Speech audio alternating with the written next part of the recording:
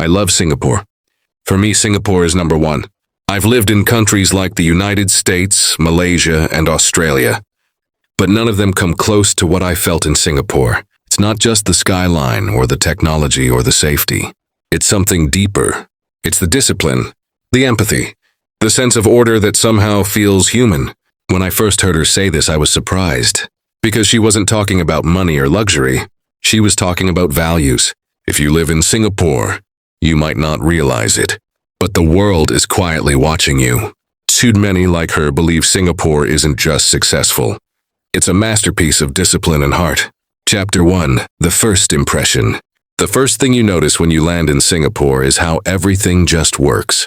The airport feels more like a 5-star hotel than a terminal. No chaos, no shouting, no confusion, just calm efficiency. Then you step outside and it hits you. The city feels alive but not overwhelming. It's clean, organized, and strangely peaceful. In the US, you feel the energy, but also the stress. In Malaysia, you feel warmth, but sometimes disorder. In Australia, you feel freedom, but not always direction. But in Singapore, everything feels balanced. It's like the city has mastered the art of being fast without being chaotic, of being strict without being cold, of being modern without losing its soul. You see people walking with purpose, trains arriving on time, laws being respected, and somehow it all feels effortless. That's the first sign that Singapore isn't just another city. It's a system engineered to work for everyone. Chapter 2. The Hidden Formula. How Singapore Got It Right. Singapore didn't become great by accident. It was built deliberately, piece by piece. Back in the 1960s, Singapore had almost nothing. No natural resources, no land, even clean water had to be imported. But what it did have was leadership. Lee Kuan Yew and his team made a promise. They would build a nation that could survive on discipline, education, and trust. So instead of chasing quick profits, Singapore invested in people. It created world-class schools. It punished corruption without mercy. And it made rules that actually worked not just on paper, but in real life. While other countries debated and delayed, Singapore acted. It built homes before people became homeless. It planted trees before pollution became a crisis. It invested in technology before tech became trendy. That's the formula: discipline before comfort, planning before pride, and long-term thinking before politics.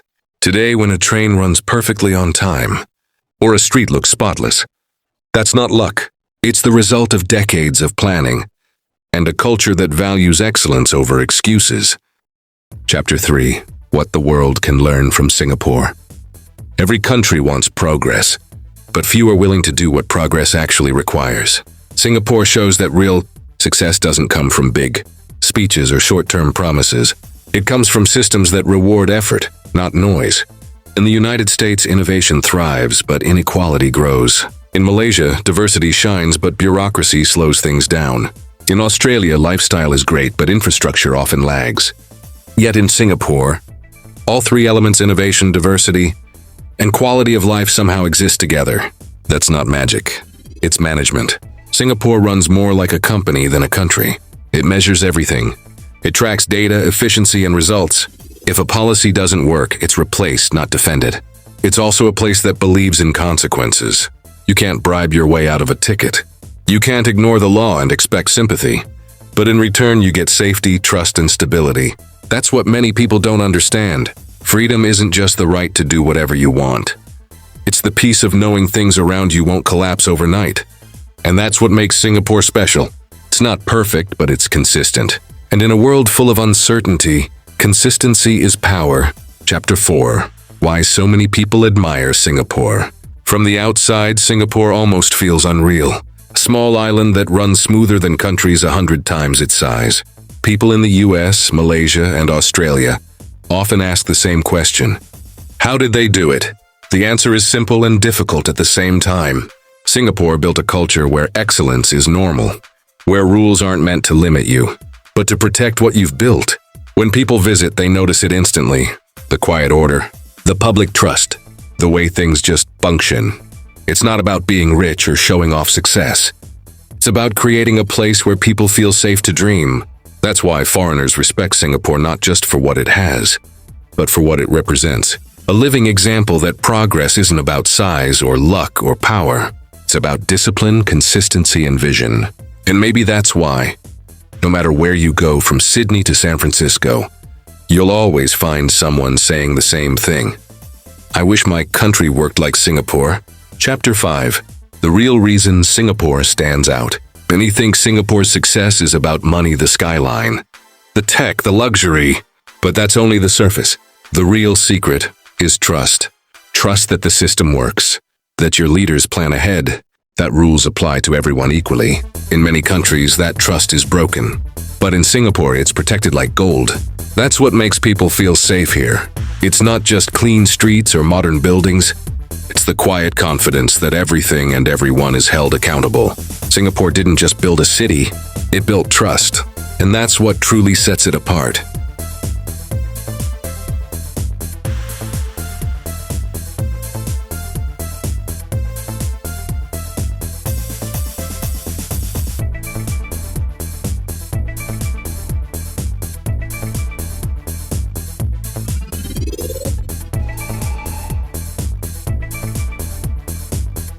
Chapter 6.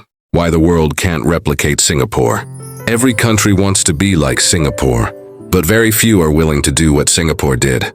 Nations like the US, Malaysia, and Australia admire its success, the order, the safety, the precision, but they often miss the foundation behind it all. Discipline and shared responsibility. Discipline is number one. When you have the right discipline, everything else falls into place. It's not a rule, it's a culture. It's how people act when no one is watching. In the US, bureaucracy slows progress. In Malaysia, ambition fades with politics. In Australia, comfort sometimes replaces urgency. But in Singapore, precision is a way of life. Buses arrive on time. Rules are followed, not forced. And when things go wrong, people fix them, fast. Singapore isn't just rich, it's reliable. And that reliability is built from small daily habits showing up. Staying honest, doing things right. It's the quiet discipline that turned a tiny island into a world-class nation. Chapter 7. A message to Singapore. If you live in Singapore, you might not realize how admired you are. From the outside, the world sees something different, a place that works, a place that cares. You are living in a masterpiece of discipline, empathy, and respect. I've seen how people treat each other. It's genuine. It's human. I remember getting lost once in the city. Before I could even ask for help, someone came to guide me. They didn't know me, but they cared enough to stop. That moment stayed with me. It's not about money, it's about mindset. The way people move with purpose. The way the system trusts its people, and the people trust the system. Singapore, you have something rare, and I believe it's time to share that mindset with the world. Conclusion. The world needs more of this mindset. I used to think success was about money or power. Now I know it's about values. Every nation wants progress, the US, Malaysia, Australia, but real progress starts from within.